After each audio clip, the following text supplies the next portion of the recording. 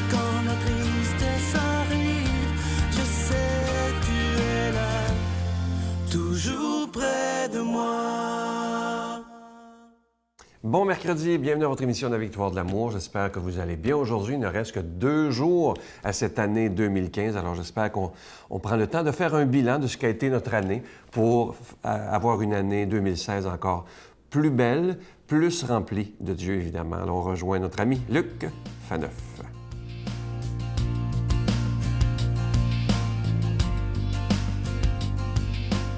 Je vous retrouve, nous sommes à la veille de la fin de l'année civile. Je me permets de rendre grâce avec vous pour toutes les bénédictions que nous avons connues ensemble et en fait chacun dans nos vies privées pour l'année 2015 qui se termine. Et je me permets déjà de vous souhaiter une super année spirituelle, n'est-ce pas, matérielle, à tous égards, pour une année 2016. Nous allons continuer notre méditation avec le pape François sur le chemin, sur les traces de l'Évangile. Et aujourd'hui, on va réfléchir, parce qu'on est encore, évidemment, on est dans l'octave de Noël, donc on va réfléchir encore sur le grand don de l'enfant de Bethléem. Voilà ce que le pape disait lors d'une audience générale le 18 décembre 2013. Dieu a voulu partager notre condition humaine au point de devenir une seule chose avec nous, en la personne de Jésus.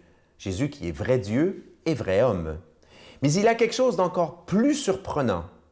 Dieu a choisi d'habiter notre histoire telle qu'elle est, marquée par tant de choses, bonnes et mauvaises, avec ses divisions, sa malveillance, ses pauvretés, ses abus de pouvoir, ses guerres, toutes ses limites et tous ses drames.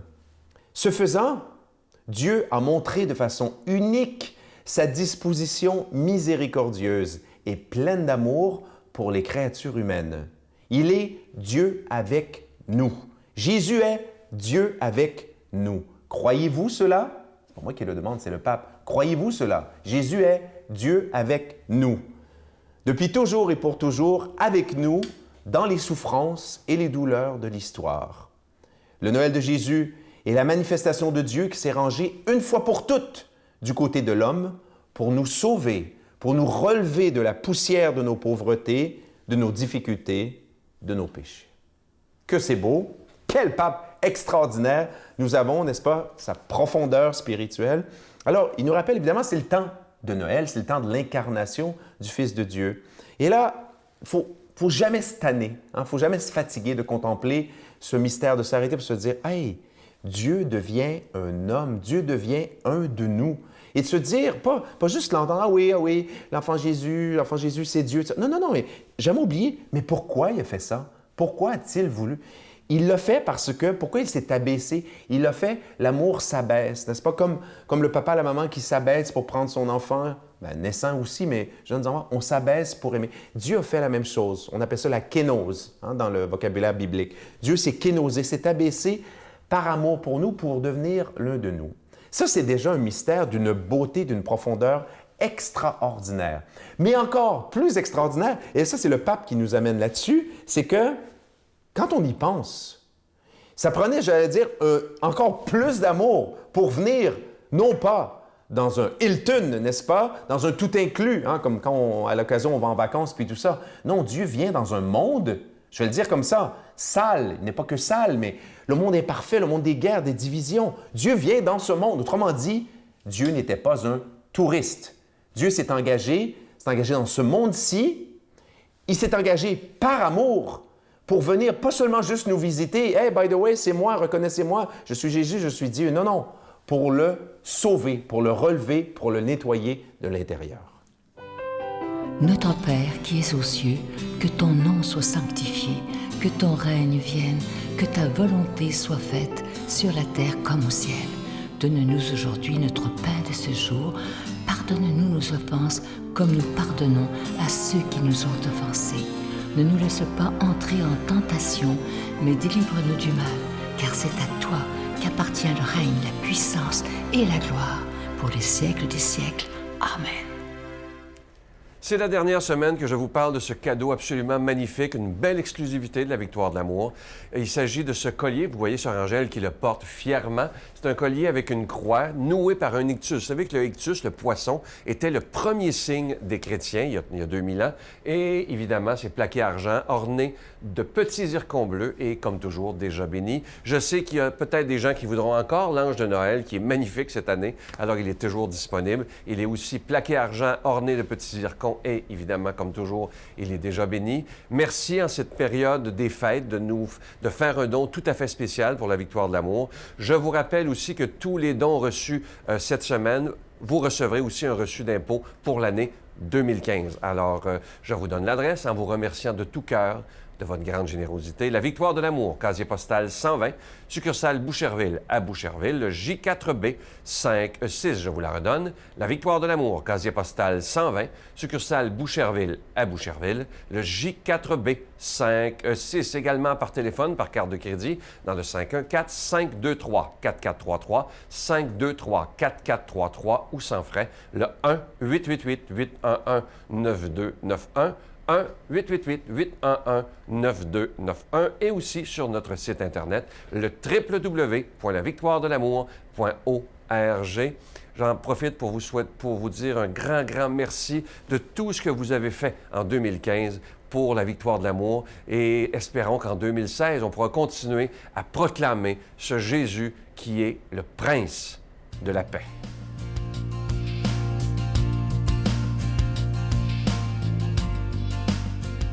Mon Dieu, donnez-moi la sérénité d'accepter les choses que je ne peux changer, le courage de changer les choses que je peux et la sagesse d'en connaître la différence.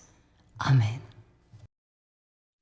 La parole de Dieu est proclamée aujourd'hui par quelqu'un qui est là depuis les tout débuts de l'œuvre. C'est un ami d'ailleurs, l'abbé Donald Thompson.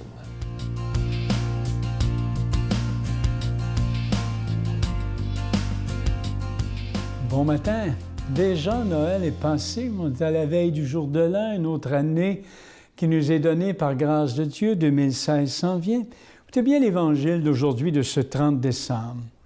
Il y avait une femme prophète, Anne, fille de Phanuel. On est dans l'Évangile de Luc, là, de la tribu d'Asser. Elle était très avancée en âge après 7 ans de mariage. Demeurée veuve, elle était arrivée à l'âge de 84 ans. Elle ne s'éloignait pas du temple, servant Dieu jour et nuit dans le jeûne et la prière. Survenant à cette heure même, elle proclamait les louanges de Dieu et parlait de l'enfant tous ceux qui attendaient la délivrance de Jérusalem. Lorsqu'ils eurent achevé tout ce que prescrivrait la loi du Seigneur, la famille de Joseph, la famille de Jésus, Joseph et Marie, retournèrent en Galilée, dans leur ville de Nazareth. L'enfant, lui, grandissait et se fortifiait, rempli de sagesse, et la grâce de Dieu était sur lui. Vous voyez, on est entre cette fête de Noël, 1er janvier, la fête de Sainte Marie, Mère de Dieu, le temps des fêtes, plusieurs fêtes chrétiennes. Vous avez Noël, la Sainte Famille, le dimanche entre Noël et jour de l'an. Le jour de l'an, Sainte Marie, Mère de Dieu, et l'Épiphanie, où les rois mages reconnaissent à travers Jésus le Messie, et le temps de Noël finit par la fête du baptême de Jésus, le dimanche après l'Épiphanie. Voyez-vous, le temps de Noël, on dit le temps des fêtes. Alors aujourd'hui, regardez ce qu'on a. Quand les parents de Jésus vinrent le présenter au temple, il y avait là une femme qui était prophète, Anne, fille de Phanuel, de la tribu d'Asser, dit l'Évangile. On avait un vieillard aussi que l'Évangile parle, Siméon. Et là, c'est la prophétesse Anne qui vient proclamer les louanges de Dieu. L'extrait de ce matin, à l'occasion de la présentation de Jésus au temple. On peut, avec un œil critique, regarder l'Évangile de Luc, Saint Luc, ici en train d'introniser un deuxième témoin, qui est justement Anne, il y a eu Siméon, selon la coutume juive, pour donner crédibilité au témoignage que l'on rend à Jésus qui est présenté au prêtre, au temple. Mais au-delà de ce procédé un peu littéraire de l'évangéliste Luc, et à travers lui, l'évangéliste nous invite ce matin à d'autres considérations importantes pour nous. On ne peut qu'admirer ici encore l'œuvre de Dieu qui s'accomplit dans le cœur des pauvres. Regardez bien, qui est là? Anne, c'est une veuve. Cette vieille femme fait partie des pauvres, qu'on appelle dans le monde biblique des Anawin, les pauvres de Yahvé. Elle appartient au groupe de ceux et celles qui, ne prenant appui sur rien, s'en remettent totalement à la bonté de Dieu. Pourquoi je vous dis ça? Parce que quand on est veuve là, en Israël à l'époque de Jésus, il n'y a pas de bien-être social. Il n'y a rien. Tu n'as pas de mari, il n'y a personne qui va te faire vivre. Les veuves sont dans une situation de délabrement, mise à part, dépourvue. Alors, la pauvre dame ici se tient au temple. Hein. Personne ne la voit, c'est une anawine, hein, puis elle prie. Elle rend des louanges à Dieu. Alors, Saint Luc prend soin de nous faire saisir cette disposition très particulière de la prophétesse. Veuve et donc démunie, sans statut social avantageux, vivant de la charité de la communauté juive, elle se tient au temple, les gens donnent un peu d'argent, hein, comme ils font pour plusieurs pauvres qui sont à la porte, comme on dirait aujourd'hui, à la porte de nos églises. Hein. Puisqu'elle ne s'éloigne pas du temple, dit l'Évangile, pauvre de liens et d'attaches, elle n'a plus de mari. Donc, il n'y a rien, là, il n'y a rien alentour d'elle, puisqu'elle vit dans le jeûne, détachée même de sa propre vie, et qu'elle perd en Dieu, hein, dans les louanges, dans un état de prière constante. Vous remarquez, elle pouvait tout spontanément reconnaître tout à coup, et les parents de Jésus arrivent pour présenter l'enfant au temple, comme c'est la coutume à l'époque quand on a un enfant. Et là, vous la voyez reconnaître à travers le passage de l'enfant Jésus, le passage de Dieu. Voyez-vous, encore une fois, Saint Luc écrit son évangile dans les années 70. Jésus est mort en 30, ressuscité. Saint Luc, donc, a l'expérience, la nouvelle forme de présence de Jésus ressuscité. Saint Luc retraduit que déjà Jésus, qui est Messie, bien, depuis est habité par Dieu totalement depuis sa naissance, donc son tout jeune âge. Vous voyez la prophétesse qui voit le passage de Dieu à travers l'enfant que les parents présentent au temple. C'est intéressant, ça, hein? Puisqu'elle-même, la prophétesse, la vieille Anne, était passée en Dieu sous le travail de l'Esprit. Elle peut reconnaître, à travers le passage de Jésus avec ses parents, le passage de Dieu. Qu'est-ce qui nous fait voir des passages de Dieu dans notre vie? C'est l'expérience de l'Esprit.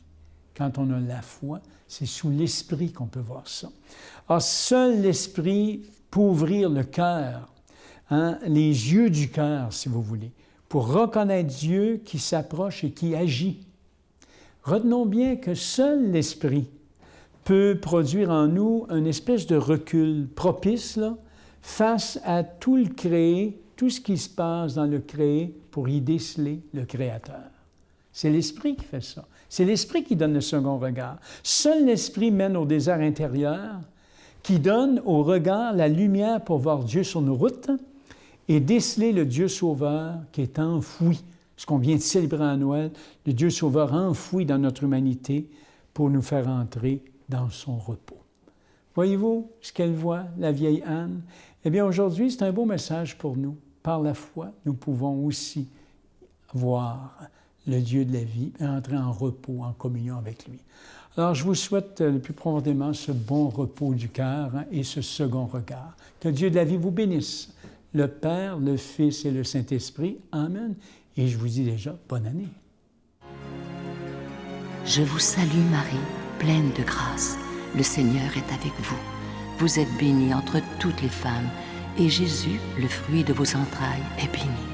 Sainte Marie, Mère de Dieu, priez pour nous pauvres pécheurs, maintenant et à l'heure de notre mort. Amen.